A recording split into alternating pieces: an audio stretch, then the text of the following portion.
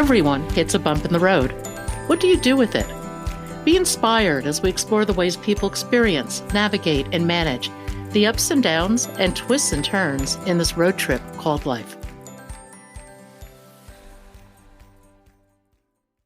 Welcome to another episode of Bump in the Road. The basic podcast is always free. We also have a premium subscription called Bump 2 that lets you listen in on extended behind-the-scenes conversations with our guests. Check it out at www.bumpintheroad.us. Veronica Karaman's story starts with a golf club. Her fascination with the sport has taken her from the U.S. Open to her current role as an author and a very wise coach. Her coaching isn't just about golf, it's really about life. And in her recent book, The Champion's Way, she shares her insights into creating a high-performance and high-value life led by your heart and your soul. Veronica, welcome to Bump in the Road. If you would, tell us your story. Well, first of all, thank you so much for being here. And my story really begins as a little girl when her father placed a putter in her hand, and that began my lifelong love and passion for the game of golf. And when I was 5 years old, my dad would go out and play for 4 hours straight, and I'd go putt for 4 hours straight because I wanted to win those pee-wee putting contests that he would enter me into. And so I really, from the earliest age, I laugh and say I wasn't born with an umbilical cord. I was born with a 5-iron attached. But I love the game of golf and really started playing the whole game when I was 14. First girl to win an athletic scholarship to college from my high school, played on the boys team in high school, played for Duke University, went on the mini tour and such. But I found that golf, like any achiever, I'd always go to the edge. And there was this little perfectionist in me and performance-oriented person of always wanting to win and to be the best. And it really got the best of me at one point early in my career. And I actually decided to give it up for 5 years because if I played well, if I was great, if I didn't, don't talk to me. And it really was a God in my life. And, also being a person of faith, I didn't want the sport to have me. I wanted to have the sport. And I didn't know how to do that. So I really gave it up. So after 5 years of going down an educational path and kind of getting free from it all, the game was brought back to me. And I thought, well, maybe I can pursue professional golf again. And this time, do it from a different place. So I was fortunate to get a sponsor. And I was out playing on the golf tour. And I was in Manhattan. I was in Manhattan, Kansas. And it was the second hole of the tournament. And I all of a sudden started getting dizzy, almost collapsed on the course. I had never withdrawn from a tournament before, but I literally could not stand. And so I withdrew from the tournament and ended up going to like 5 different doctors. And none of them could really diagnose me, except the last one did some testing and diagnosed me with Epstein-Barr. And this is really before chronic fatigue was even labeled as a disease, but my immune system totally crashed. And I didn't find out till years later that I also got some water poisoning from one of the tournaments. So here I am out west. I'm from the East. I had nowhere to go. Also found out at that time my golf instructor was tragically killed in a plane crash. I come down with this debilitating disease, land in a town where I don't know a soul, except I connected with a friend of a friend and these wonderful people who housed missionaries invited me into their home. So here I am now staying with these total strangers. And for about 3 months, I literally could hardly lift my head off a pillow. And not only that, but the doctors really didn't know how to fix me, how to address my condition other than to say, go home and rest. And I remember I was lying in bed. It was like around Christmas time. It was late in the year. And I received an article from the Virginia Pilot telling my story, all these horrible things that happened to me. And it's interesting when you kind of get like something that's in paper that's telling your story and all the negatives, and it's kind of like looking in the mirror. And it's, obviously my descriptive of the bump in the road. And I remember lying in bed and saying to myself, what voice am I going to listen to here? And how am I going to get out of this? Because the doctors can't really help me. And I always tell, my players, we always have three voices that we are talking to us all the time, like the critic that puts us down and tells us why we can't do something, the coach, which opens up our mind to any possibility, and the champion voice that says, I can, I will, I believe. And as I was praying, I just heard this little voice say to me, just go for it. Just do it. And it just kept kind of pinging me in my spirit. And I was like, go for what? And like the only thing I could really go for that was in front of me was the US Open. Like I didn't have to qualify, to play on a tour or anything. I just had to play in a one-day qualifying tournament. And I decided to listen to that voice. Just do it. And it was just enough of like a higher purpose, like turning my attention away from my health condition to looking outward. And I thought, well, what would be the first step I'd have to do to, move forward from this? And I thought, I'm going to go find a hill and I'm going to climb that hill, which is pretty hard because Tulsa's flat. That's where I was at. But I got all the energy I could muster and I climbed that hill. And it was like climbing Mount Kilimanjaro, but I did it, So then the next day I said, let me take another step. So I went back to the same hill and I took a step. And actually I kept doing that. And within a few months I was jogging. And I thought, oh my gosh, like I'm actually recovering just by the force of my own will and taking ownership of my own health situation. And I can remember like I had no money. I wasn't working. I was, my sponsor just kind of wasn't going to help me anymore because of my situation. And I really had very little motivation other than I wanted to kind of respond to that inner voice. And so the time came around for the US Open qualifier. I had played in maybe 2 rounds of golf a week, but I was very, very focused on like that one goal. And I go down to Las Colinas in Dallas. And I had a caddy. My caddy's grandmother died. So here I am. Don't even have a caddy. And I pick up this caddy at the caddy shack like the day before the tournament. And I'm out on the driving range the day before the tournament. And I'm standing next to this guy and he's hitting balls. And like he had this horrible self-talk, and he was like, oh, you jerk. What are you doing out here? You're no good. And he turns around and he looks at me and he's like, oh, you look like you have it all together. And I'm just like, man, you have no idea where I've been. Anyways, I ended up inviting him to play golf with me. And we had this marvelous conversation about things and like I said, I'm a person of faith. So I was talking to him about God. And then on the back nine, I started playing with the girls from the tournament and I started playing more poorly. And, after it was all over, I went back to my hotel room and I again was praying and I was like, why in the world did I play more poorly with those girls from the back nine than the guy on the front nine? And I realized that I was playing out of a spirit of fear and intimidation.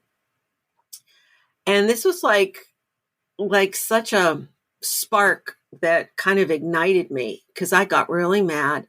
And I stomped around that hotel room and I said, I don't care If I shoot 100 tomorrow, I will not play out of fear and intimidation. That is not who I am. If I shoot 100, it's going to be with gusto because I'm a child of God. And it kind of set me free, to fail, and it kind of set me free to achieve. But I had come too far, to be playing out of fear. Like that was over. So anyways, I get to the first tee the next day, picked up the caddy, and smacked that drive right down the fairway. Second shot right on the green. Second hole the same. Third hole, I hit this shot and it hit this mound, and it should have turned like dead right into the water. Well, instead it turned dead left, bumped up on the green like 10 feet from the pin. By the fifth hole, I had such a great shot, I couldn't contain myself. I said, "Praise God." And my caddy looked at me and he said, "Are you a Christian?" I said, "Yeah." He goes, "My dad's a minister." I said, "Get out of town." Anyways, God had handpicked this caddy, and he knew the course. He knew my swing, my game. He knew how to encourage me. Like I think 4 and he think 3. Well, by the end of the day, I had 5 birdies. I shoot 71 and I win the US Open qualifier. My first tournament in a year. And who would have ever have thought pursuing a championship would be the pill that I would take to be cured of my chronic fatigue. So I go off to the US Open and had an absolutely amazing, spectacular time. And I'll never forget, this is probably one of the highlight moments of my life, the moment I stepped inside the yellow rope. Like it was amazing because as a spectator, like you're standing outside the yellow ropes, but that yellow rope's maybe like a quarter of an inch wide. Well, I just remember stepping inside the rope, and it was like this amazing, rarefied atmosphere. And I remember just thinking, I belong here. Like for a moment in time, I was one of the best 150 women golfers in the world. Like that was just such a amazing experience. And then it was multiplied so many times over because of where I had come from, So I got to play a practice round with Nancy Lopez, who at the time was the women's Tiger Woods. And that was absolutely amazing and spectacular. And the long and short of it was I didn't make the cut. When you get into that situation, playing under that kind of pressure is a whole different ball game. But it was an amazing experience. And I remember walking down the 18th fairway of the second day. And I, again, was praying, and I'm like, Jesus, it'd be really nice to break 80 the second day of the Women's US Open. And there was this huge mound. It was in Lake Orion, Michigan. It was like the putting green was super huge, and they had 4 humongous mounds. Like you think of 4 mumps. And I hit the shot. I had a 5-iron shot like 70 feet from the pin, and it had to make a reverse S. Like it had to go around one mound and come back and go around the other mound. And I stood there and I examined that putt, and then I hit the putt, and it was like zing, boom, right in the hole. And the crowd went crazy and I went crazy, and it felt like I had won the US Open, but I had just broken 80 on the second day of the US Open. And it was such a huge victory for me because all I had was joy after that. And if I had felt like a failure before, felt like I didn't perform score-wise my best, that I would be mad or upset at myself. But all I had was joy. And I knew, and I'm just going to say this, a lot of times, we don't think we can do something if we have a sense of faith or somehow religious. And God, my Heavenly Father, took me all the way to the US Open, and set my heart free to play the game. and that is where I felt his presence. That is where I had my comeback. That is where, like, through the game of golf, like, it's kind of my framework through which I see life. And that bump in a road became one of my greatest victories. So that's my story. That's an incredible story. What happened afterwards? I mean, what were some of the lessons that you learned from such an extraordinary set of experiences? I think there were so many lessons, and I thank you for asking, but you can answer that on so many different levels. And I think one of the first lessons I learned, and I've seen this through the years in my own life, as well as watching other people who have illness or chronic illness. And if you let the illness define you, if you let it become part of your identity, you're doomed. You have to separate your identity from your struggle. I have this illness. It doesn't have me.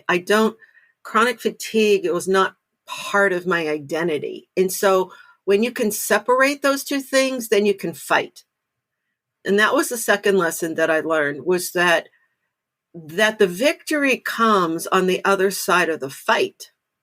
And people give up fighting. When I see my players, I train a lot of competitive junior golfers. And when I'm out watching them play, you can always tell when they quit. Everything, I call it, they spiral down. And I remember lying in bed that night thinking, I have to fight. I have to rise. And so while my strength was gone, my faith, my belief, going on the offensive was like the beginning of the trajectory for that big win. And I didn't know what was on the other side of it. And I think the other really big lesson, someone asked me this the other day on a podcast, is like, what's the greatest advice or greatest lesson that you can say? Is I always say the person you listen to is the most important person in your life. So it's like, what voice are you going to listen to? And I was so grateful that I listened to that champion voice, which for me in that moment, I felt came from above, but it was still my champion voice that kind of agreed with that and said, I'm going to step out. I'm going to believe that. I'm going to believe that still small voice, and I'm going to act on it. And I had no idea like what was on the other side of it, but I held to it. And I also think when you are making a comeback, that you kind of have to have the end vision in mind, because it was the vision of it that enabled me to take the incremental steps. And you need both the dream and the tasks, the orientation. And there's this great coach I've studied, Vince Passetti. He was a world-class athlete, and he talked about the ant and the elephant. And the elephant is kind of like that subconscious side of us, the dreamer, the imaginer, what the dream side of us. And then the ant is the task orientation. And he said, so many people, the elephant rides the ant. And he said, we got to get the ant to ride the elephant. So that's what I did. I had this big, audacious kind of vision and goal outside of me. So while I was working towards the vision was working towards me. So that's like a double sorted energy versus just incrementally saying, oh, I hope to get better today. One of the things that's so interesting about your story is your awareness of your mind and your decision to consciously take control. I mean, that mental zone is such an important piece of anything we do. And I think that for so many people, they're so busy, their minds are so busy. They're doing to-do lists while they fold laundry, drive somebody somewhere, whatever. But I think you have to find some stillness to have that awareness. I totally agree. And I have to say, that was the blessing of the chronic fatigue, as hard as it is for me to say that, because I was driven. Like I set a goal in front of me, I'm there. And so I was not in touch with myself. And I was probably more in touch, on the spiritual side through prayer. But in terms of self-awareness, I didn't have that until I crashed and burned and I couldn't lift my head off a pillow and I had to connect my head and my heart. Like I was forced to be still. And maybe that's the harmonizing or balancing act of the universe. That's like, no, you're staying on this path. You're going to crash and burn for the rest of your life, because what caused me to crash and burn in the first place was a lack of wisdom. Like, instead of playing in 2 or 3 tournaments and taking a break, well, I played in 10 because I was driven. And so now I function from a place of calling, and I function from stillness. And when you become aware of stillness, once you move out of it, or let's say once you become aware that you're stressed, I don't push it. Like, I'll pull back, and I've become pretty masterful at energy management, of learning the different kinds of stress, the different kinds of energy, and creating what I call cycles of stress and recovery throughout the day, because life is oscillation. So most people work and then crash on the weekend. That's how do I say this? It's the stress management is too linear. So, for instance, if I'm traveling somewhere, and I used to have back problems, and if I had a 5-hour drive and I knew I was going to get out of the car and my back was going to hurt, well, I arranged my travel time around arriving at a 5 o'clock yoga class in the city I was going to. So I would recapture my energy at will. So that chronic fatigue opened up a lot of portals to an awareness and a wisdom that I never would have had otherwise. That's so interesting. I think we live in a driven, performance-oriented society, very left-brained, very, hierarchical. Mm-hmm. But I think when you said about what you said about connecting your head and heart, Mm-hmm. I think is so powerful, because I think until we connect with our emotional awareness, we can't get through that barrier of just being performance driven, because it's linear, as you were saying, and that's Yeah. life is not linear. Yeah. In your book, you had a really interesting statistic. You said 1 million people were involved in a study. The researchers discovered that only 39% of those 1 million people could actually identify the emotion they were having when they were having it. Isn't that amazing? That's how out of touch we are with our own selves. Yeah. I think it's amazing, but actually it resonates. I think most of us lack an emotional vocabulary, much less emotional awareness. Mm-hmm. And until we can figure out what we're feeling, we can't move ahead. We're just stuck. Yeah. And to honor what we're feeling. Like, I remember first really studying this whole concept of energy management, and the author was talking about, when the phone is ringing, pick it up. I'm still learning that lesson. Is like this the other night. Recently, I was staying in an Airbnb, and the house had cats in it. Well, they weren't allowed on my side of the house where I was staying, but it was like 2 o'clock in the morning. The cats go meow meow, and I was like, "Shut up, get out of here!" And I went to the door, and there wasn't the cat there. And I'm like, "What?" And there were several cats, and so then I heard this, "Wow, wow!" Like it was a cry, like it was a different. It wasn't a meow; it was a cry. So I was like, "Okay, maybe there's a cat in the room."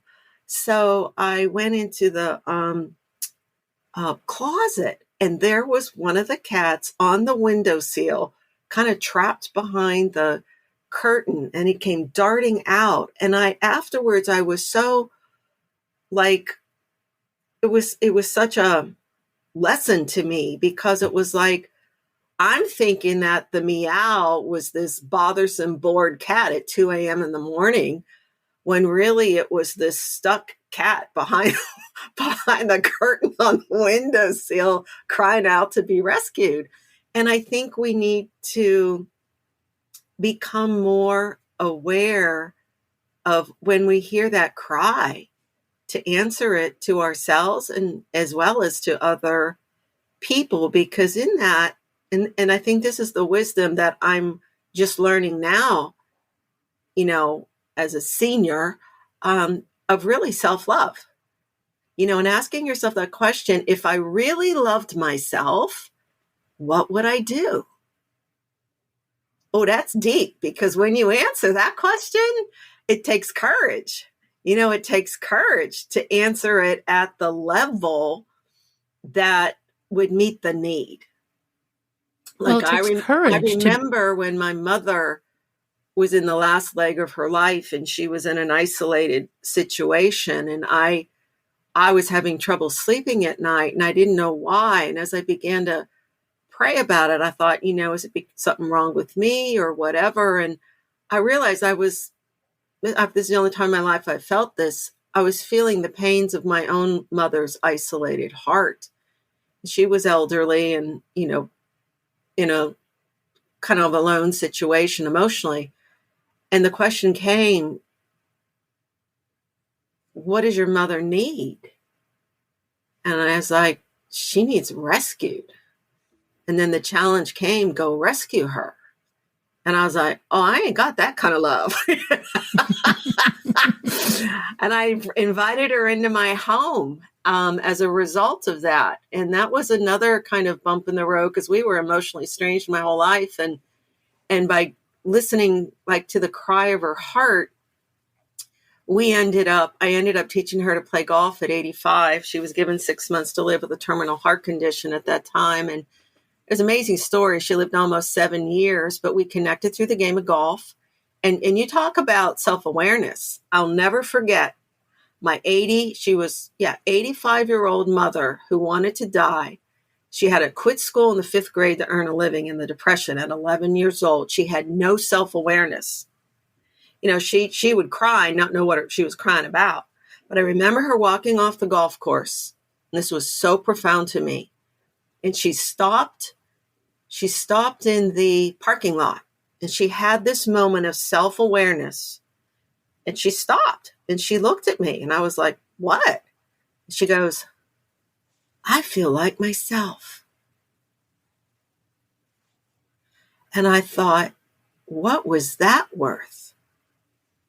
She was outside. She was playing golf. It was sunny. She was using her athletic ability. She was in a little foursome. It was the first time I put her with a group. And she got connected to her own wiring. And she was moving her body again. And she felt like herself. And I had to teach my mom self-awareness at 88 years old. How do you teach self-awareness? That's a profound question, and I'm not so sure. In that example, I feel so equipped to answer it, but I am going to answer it in terms of working with my young players. I asked her questions.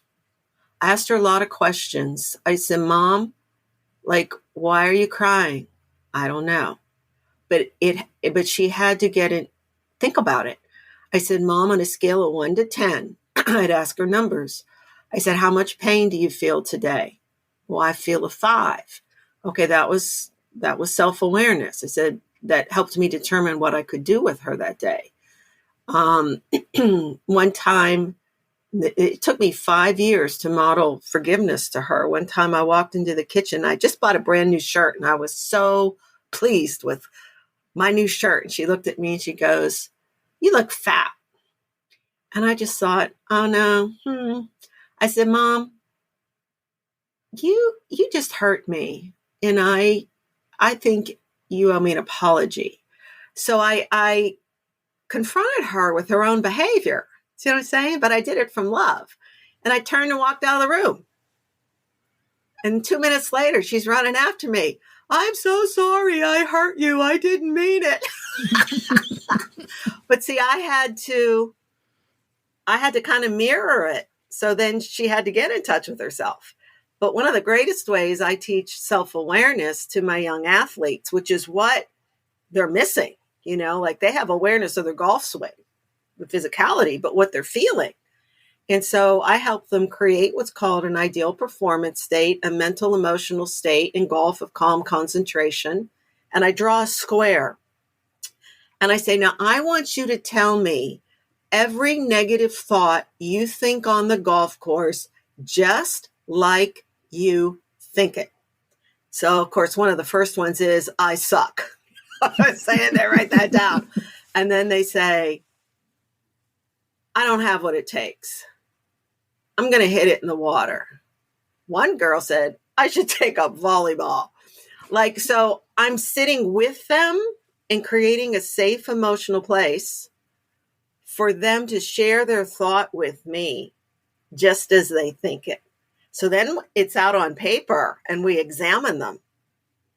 And, or I'm I hate myself because I hit a bad shot, So I say, then now let's take that thought in its raw form and let's transform it.